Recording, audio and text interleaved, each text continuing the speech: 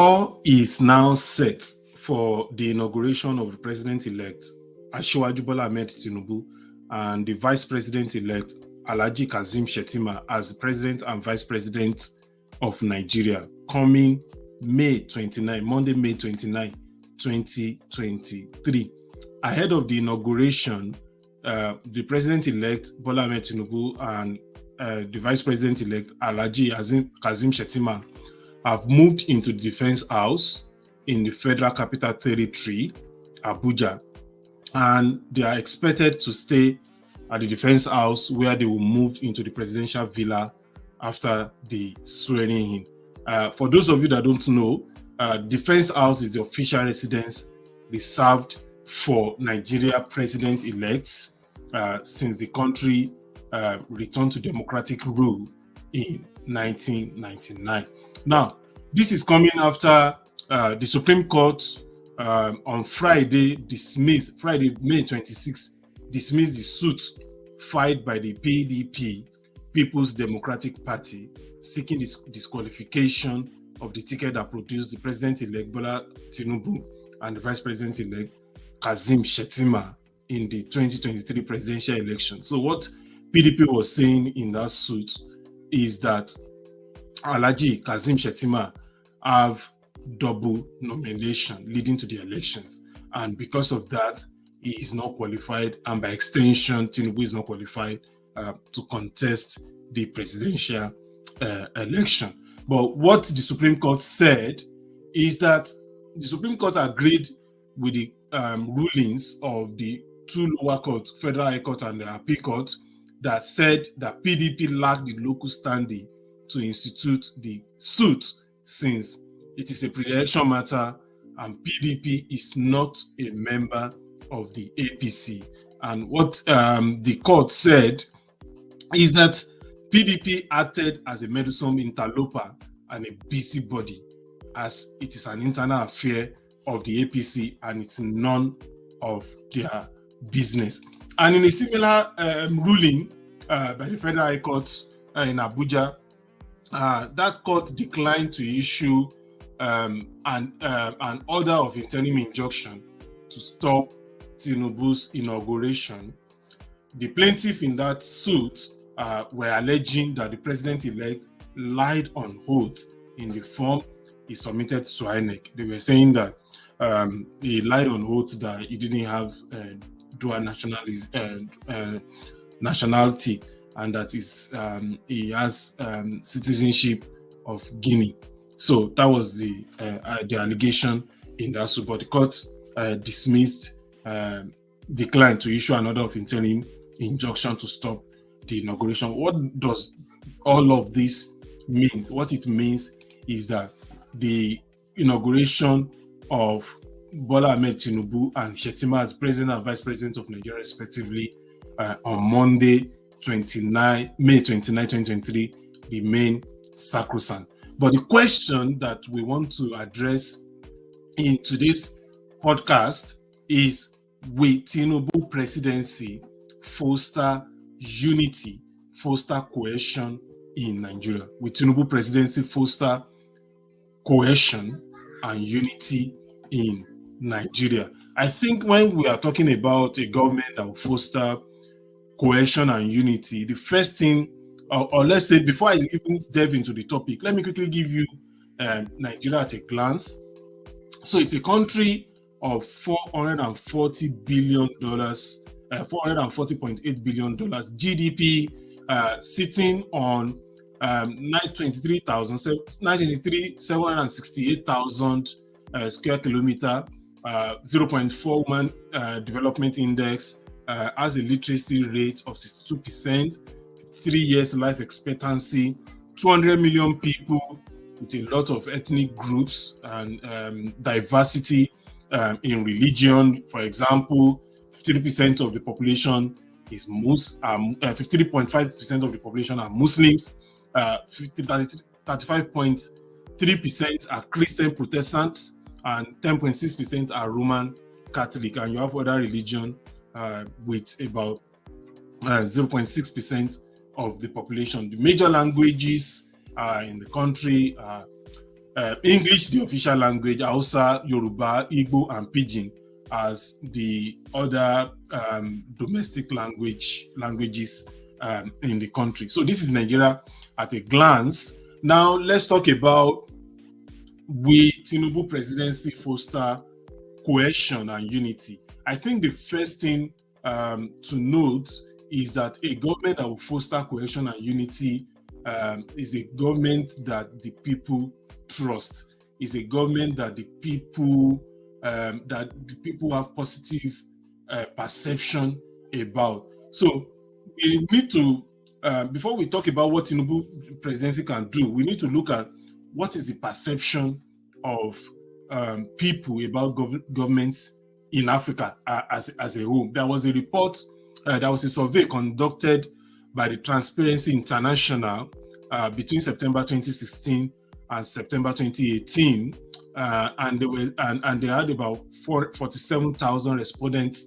from 35 countries across Africa.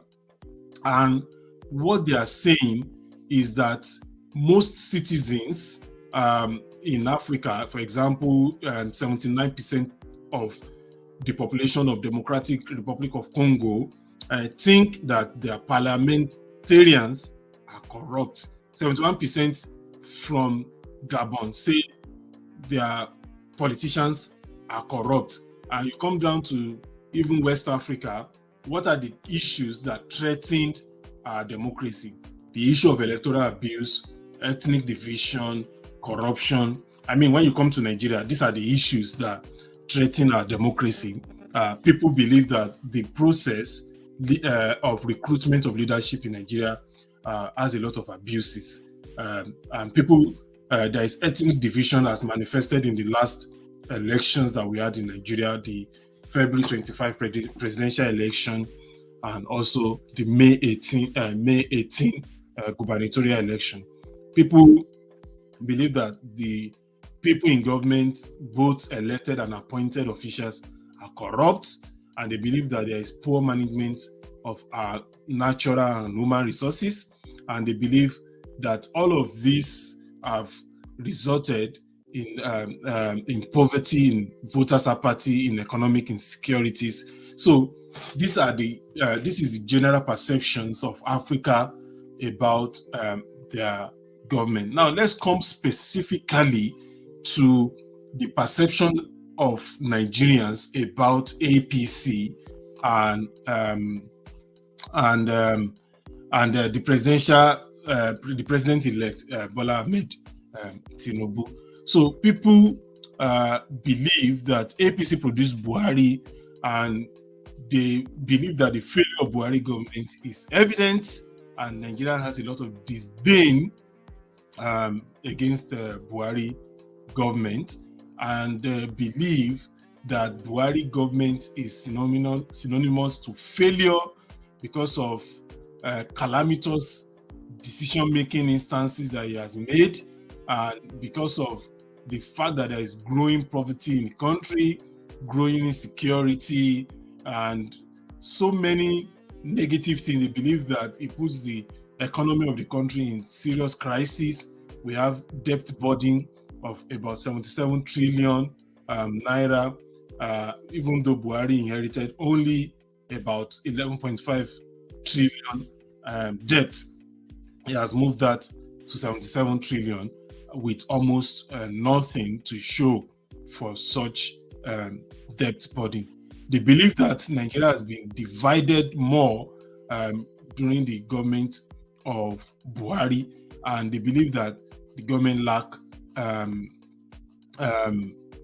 the legitimacy of the people. So this is the perception about Buhari, and that perception also affects his party, because there are many people that believe that why would they reward the failure of APC by electing another president from the same party. These are the views that people are making, and I can cite an example of some of them, people that have spoken against even the inauguration of Tinubu that's coming up on Monday, May 29, 2023. One of them is the Emeritus Bishop of Catholic Archdiocese of Abuja, John Cardinal Onoyekan, who has said that the new administration should not be inaugurated when tribunal is yet to decide matters in front of them regarding the election that brought that produced the president-elect and the vice president-elect. So what Oyenekan is saying is that, look, we should not inaugurate a new government when there are still cases in court that are pending. And although that has been responded to by the Minister of State for Labor and Employment and the spokesperson of the now dissolved APC Presidential Campaign Council, Festus Keyamo, SAN, who have said that, and he even turned it to like a real clash between him and Oyenekan. And I think in his word, he said that Oyenekan's position is an embarrassment to the body of Christ, which he professes. So this is what is happening, and not just Oyenekan. Even I listened to Pastor Tunde Bakare, who was once vice presidential candidate running on the same ticket with Muhammadu Buhari, and he said that he will not take Tinubu, refer to Tinubu as my president, because he believed that he lacked the values that Buhari had when he was on a joint ticket with Buhari. So there are so many people, and let's even talk about the millions of obedience online, with the online agitation that inauguration should not hold, and so many things. So looking at all these factors, this is just a little bit of the perceptions of Nigerians about Tinubu. There are people that are saying the notion that Tinubu is a man with history of drug-related crimes is still there, and that has not been cleared by courts. And there are people that believe that the man is too old, unhealthy, and he bears a striking resemblance with Buhari, whose tenure was plagued with frequent medical trips abroad. So they believe that Tinubu shares that resemblance because he also has been going abroad to France on medical tourism. So there are so many things, so many reasons why Nigerians doesn't want this inauguration to go ahead, or will not want to accept Tinubu presidency. And another thing is that people believe that Tinubu has been known to use talks to disrupt democratic processes, for example, in Lagos and some other parts of the country, and that people are saying he did not win the 25th of February presidential election.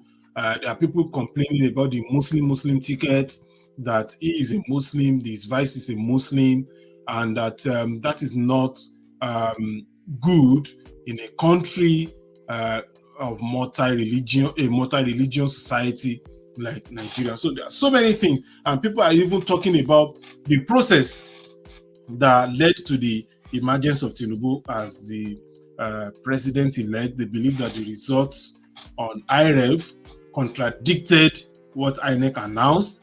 Some people believe that INEC went against their own guideline, and that the process of the election was not credible, and that there were many infractions, and all of these are as petitions in front of the Presidential Election Tribunal, Presidential Election Petition Tribunal.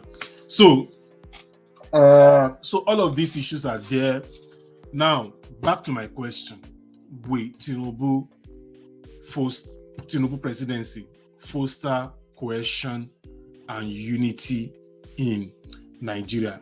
I think the advice I can give to Tinubu presidency, if I want to, and if people believe that I can give that advice, is that Tinubu presidency must understand what democracy is, even though they claim they're Democrats. But when people like Oneyenekon is making a statement, is hearing his opinion, and people like Keyamo are going to say he made mockery of the Christian faith because of his opinion, which I think is a valid opinion. If somebody is saying that it is injustice to swear in a new president, a new administration, when there are still cases in court, and we've seen other African countries that have made sure that they resolve all cases in court before a new administration is sworn in. For example, Ghana, for example, Kenya.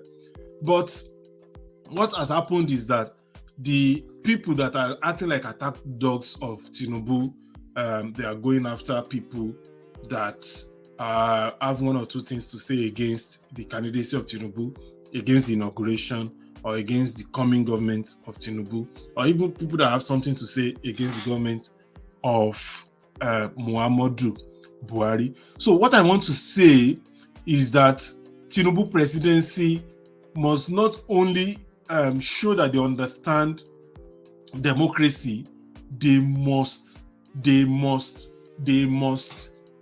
respect the features of democracy. They must respect the features of democracy. And democracy is about the people. It is the people that choose the governing officials. It is the people that delegate authorities to the people in government, whether elected or appointed, like Keyamo. And what are the features of this democracy? It includes freedom of assembly, freedom of association, freedom of religion, freedom of speech, citizenship, voting rights, and rights to life, right to liberty, and minority rights. Many rights that people have in democracy. So if Tinubu presidency understand that these rights are valid and that these features of democracy must be respected, then maybe Tinubu can prove some of his doubters wrong and unite the people. Because if you look at Nigeria today, the people, there are agitations by the people, agitations in the southeast, agitations in the southwest. You have insecurity, you have ethnic conflict, ethnic divisions. How do Tinubu bring everybody together, respect the views of the agitators? This is one area that Buhari failed completely. Respect the views of the agitators, respect the views of the opposition, and make sure that we run a government that accommodates the people, accommodates dissent, and a government that is transparent, a government that can engender the trust that is expected. Another thing about democracy is a majority kind of system where the majority rules, but it doesn't mean that the minority shouldn't have their say. So the majority have their way, the minority have their say, and this is what I want to say. So let me say that the governments of the world, United Kingdom,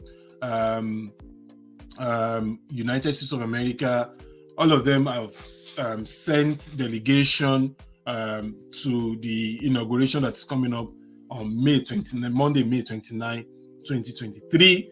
For example, the United Kingdom Prime Minister Rishi Sunak has expressed his readiness to work with Tinubu, and he made mention of this in the letter he sent to Tinubu ahead of the presidential inauguration.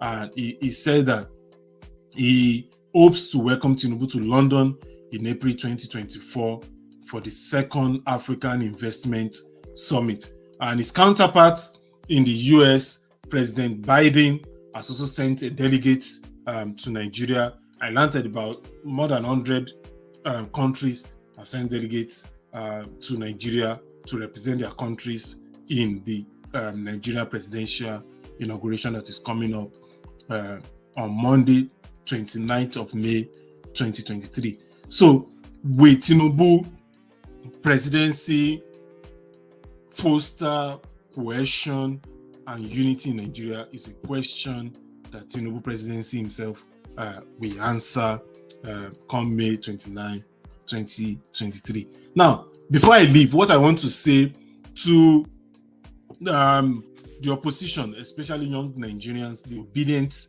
that are dissatisfied with this inauguration plan and that dissatisfied with the idea that Tinubu is going to be president, what I want to say is that, and what we preach on this platform, is that they need to continue to play their roles as opposition. They need to continue to hold the government to accountability. They need to continue to agitate peacefully without any form of violence, without any form of violation of the rule of law. They need to continue to comport themselves in a good way, in a good manner, in a peaceful manner. They need to continue to agitate for good governance, for voting rights, for transparency in government, for rule of law. I mean, you cannot say because Tinubu is going to be sworn in, you are dissatisfied and you are going to become unpatriotic and you are not going to talk about Nigeria again, or you are not going to be concerned about what is going on in Nigeria. We want Nigeria to be great. We want Nigeria to progress. We want Nigeria to be among the top economies in the world, and we all need to come together and play our role in making Nigeria a great nation. And this is what I want to say on the podcast today. Thank you very much. And if you have not liked our page, the page is FACT in uppercase and corner in lowercase, fat corner. And you can see us on Facebook and on YouTube. And thank you very much.